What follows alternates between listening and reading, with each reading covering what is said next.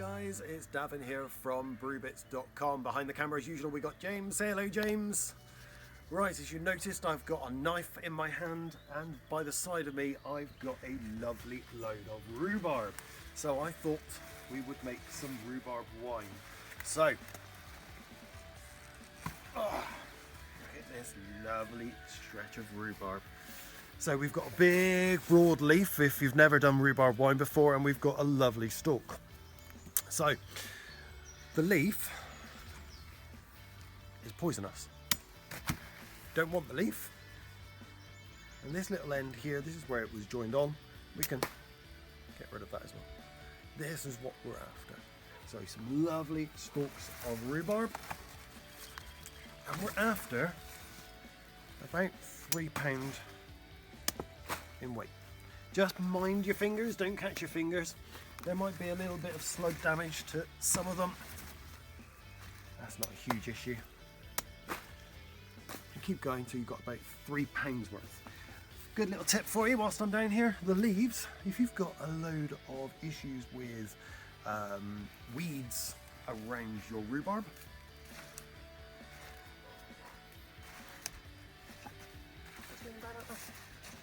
that's what I do. Great weed suppressant. Anyway, I'm going to carry on picking a few more stalks, and then we'll go to the kitchen and start making some rhubarb wine. Now we've got our rhubarb in from the garden. You can see there might be a couple of bits of mud or bits of extra leaf or where slugs have been crawling over them, but hey, this is nature. We're going to give our rhubarb a quick little swill off, just to get rid of any mud or any bugs or anything like that.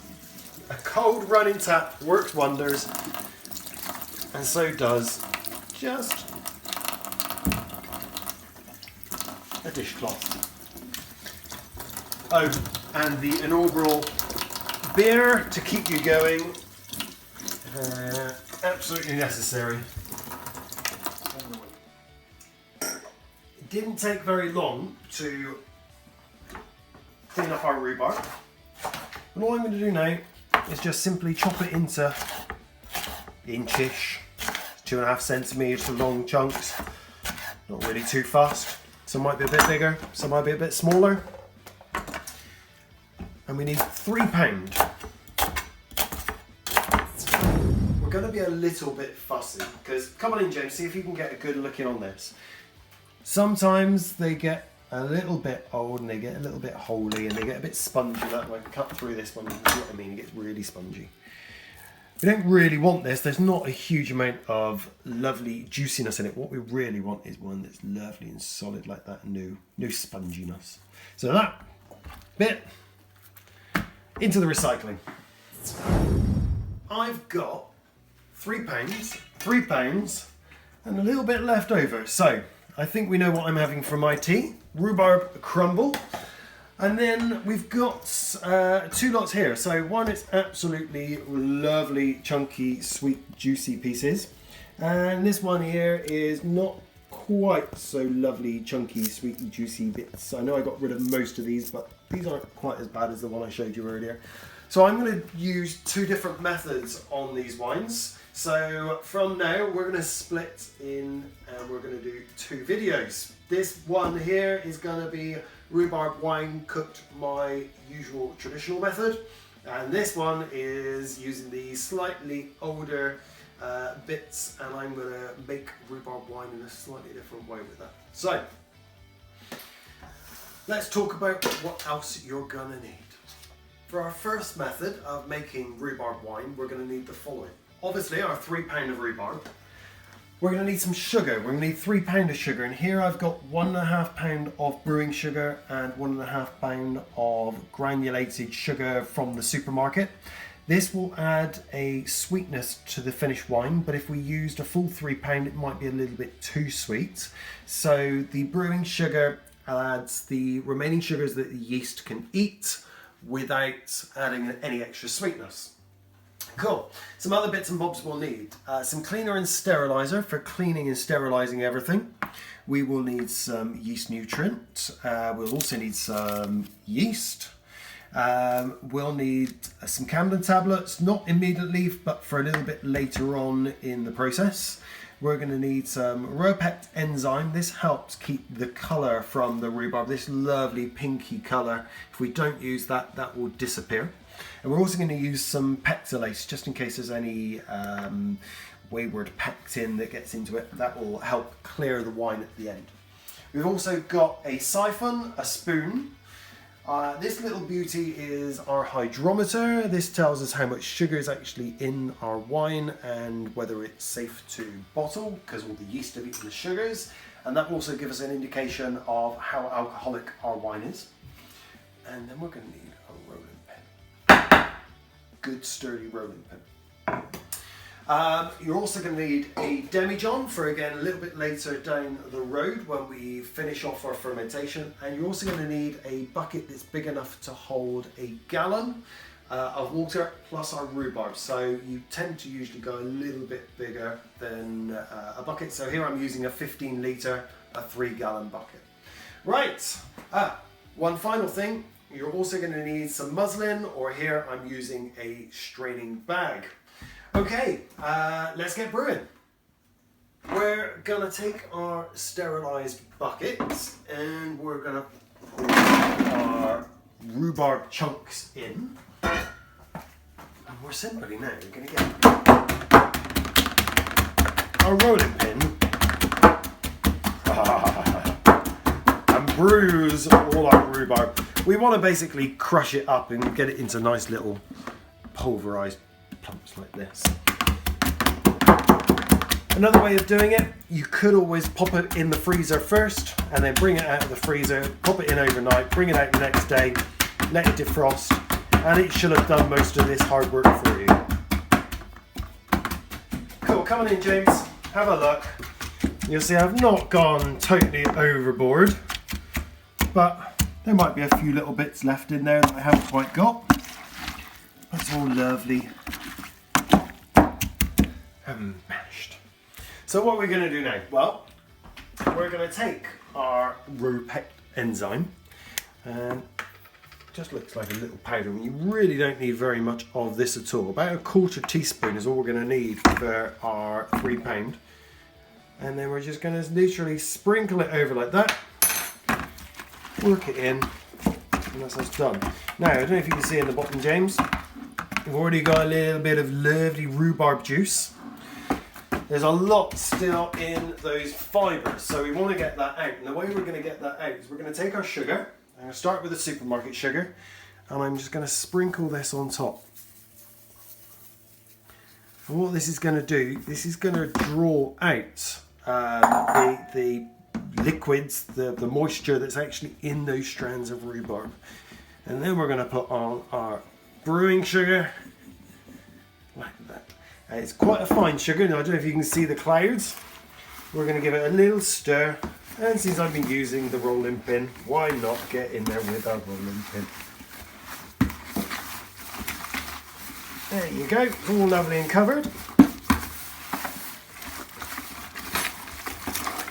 Look at that. Doesn't that look lovely? Okay.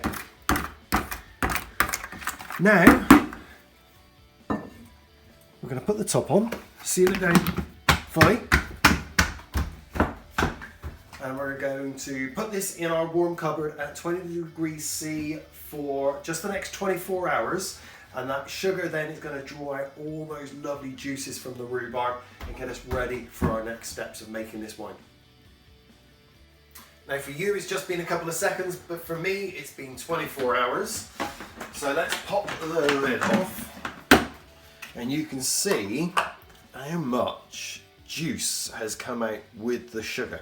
Perfect, lovely. So what we're going to need to do now is we're going to need to put our kettle on, and we're going to need to get a couple of pints of boiling water.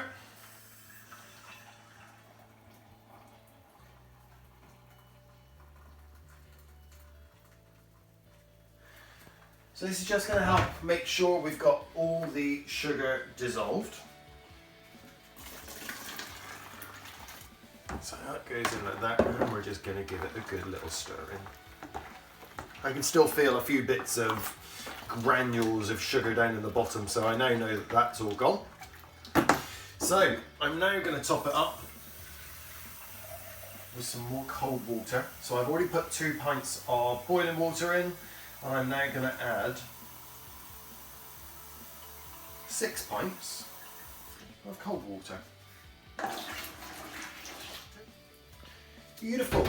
And then come on in, James, give it a nice stir around. Make sure everything's combined. Okay, beautiful. What I'm now going to do is I'm going to take a sample in my sterilised trial jar, trying not to get in any floating bits of rhubarb. Lovely. It's just to check our hydrometer reading. You'll need to take this measurement and keep it safe for later. So this one's coming out at 1.06246. So 1.066. So basically, if this goes and finishes off fermentation lovely, as it should do, we should be looking at alcohol content of about 11%. So there's a couple of other things we now need to add in. Because we've added our boiling water, it may well have released some pectin into from the rhubarb. Now pectin's brilliant in jam because it helps jam to set, but in a wine it will unfortunately potentially cause a haze in our finished wine. So all we're going to do is literally pop in a teaspoon like that. And that'll get to work and get rid of any pectin. The next thing we're going to pop in is some yeast nutrient. Now our yeast, just like us, need a few bits and bobs to help us survive and manage to do our jobs effectively. So we're literally going to pop in a teaspoon of yeast nutrient, and that will keep the yeast nice and happy and help them do their job efficiently. And the last thing we're going to pop in, but before I do that, is our yeast. I'm just going to take our temperature and make sure it's around about the 20-ish degrees mark, because if it's too hot, then it'll kill the yeast. If it's too cold, then the yeast won't get to work. So that's coming out about 22, 23, so that's lovely. So in our yeast is going to go. So we're just literally going to sprinkle this on the top like that.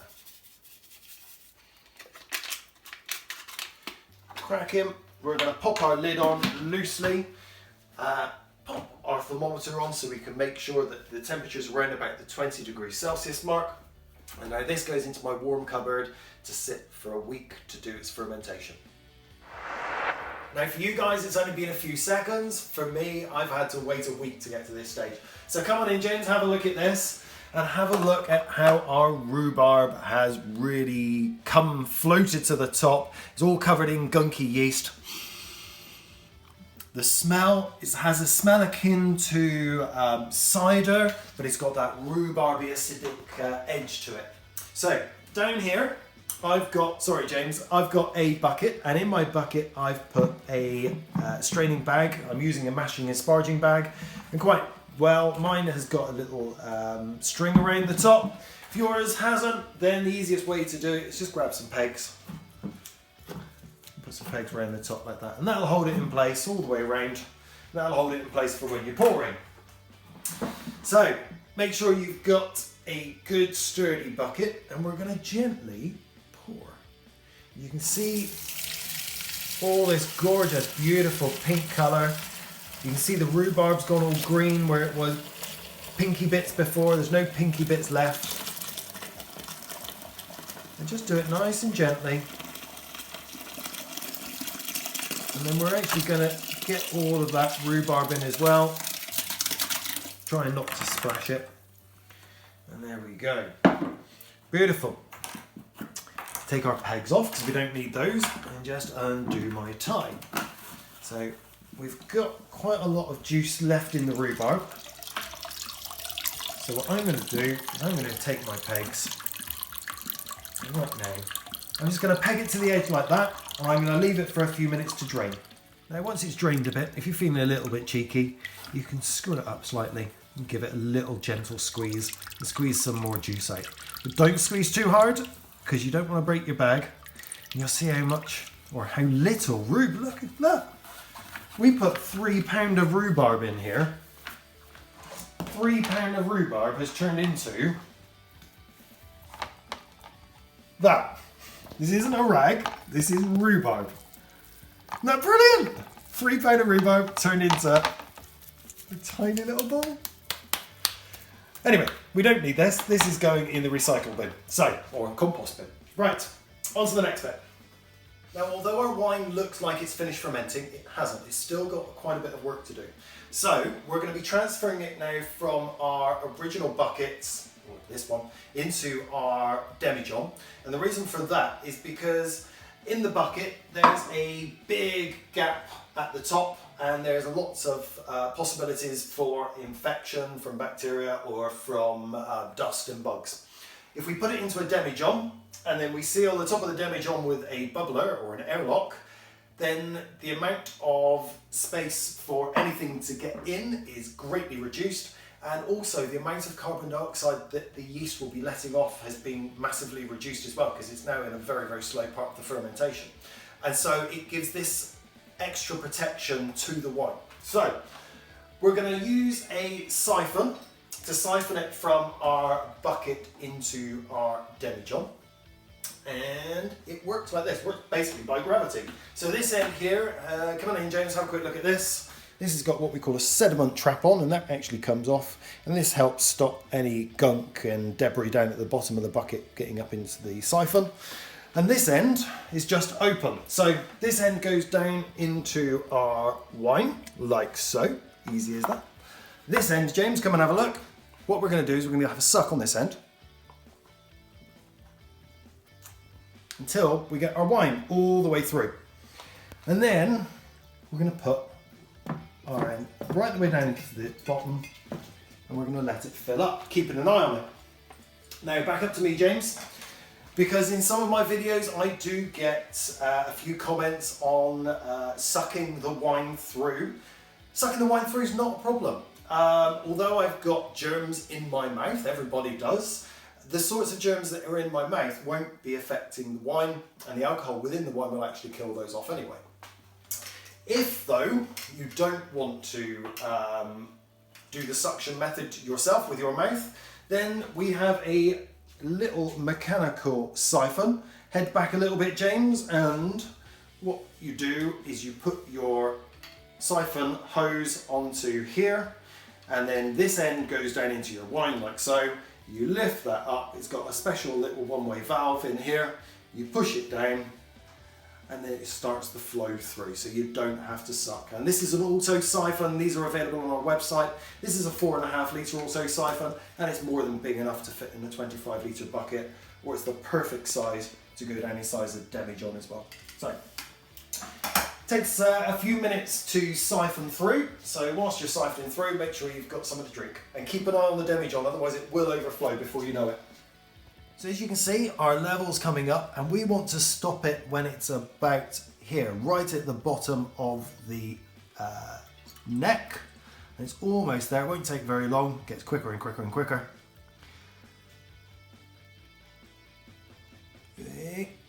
Perfect, right. Now come on in, James, have a quick look at this, because we've still got quite a lot of wine in the bottom of our bucket, so we're not going to put that to waste. We're going to get, it's quite difficult to do this bit,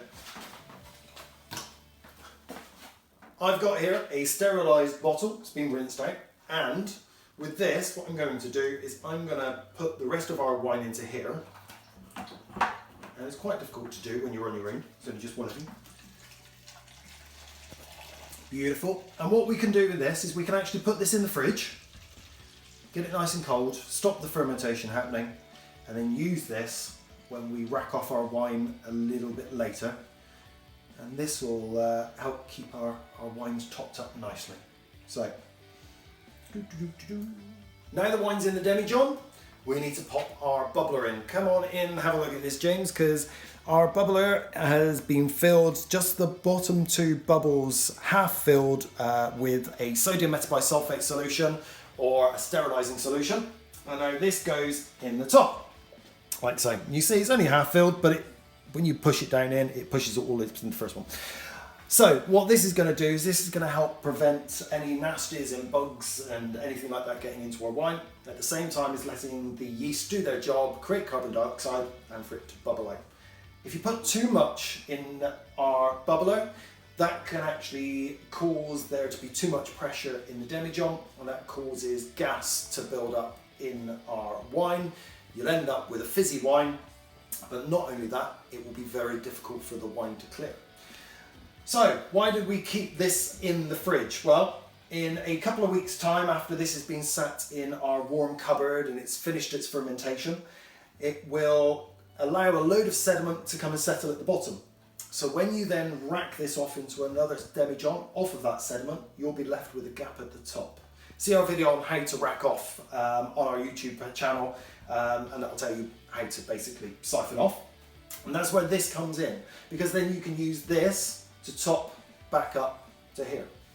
So this now goes into my warm cupboard, just to recap, for another 2 weeks. By that time it should have finished fermenting. We'll take a hydrometer reading to make sure it's below 1.000, and you'll probably find it's well below that. And then what we're going to do is rack it off, get it to clear.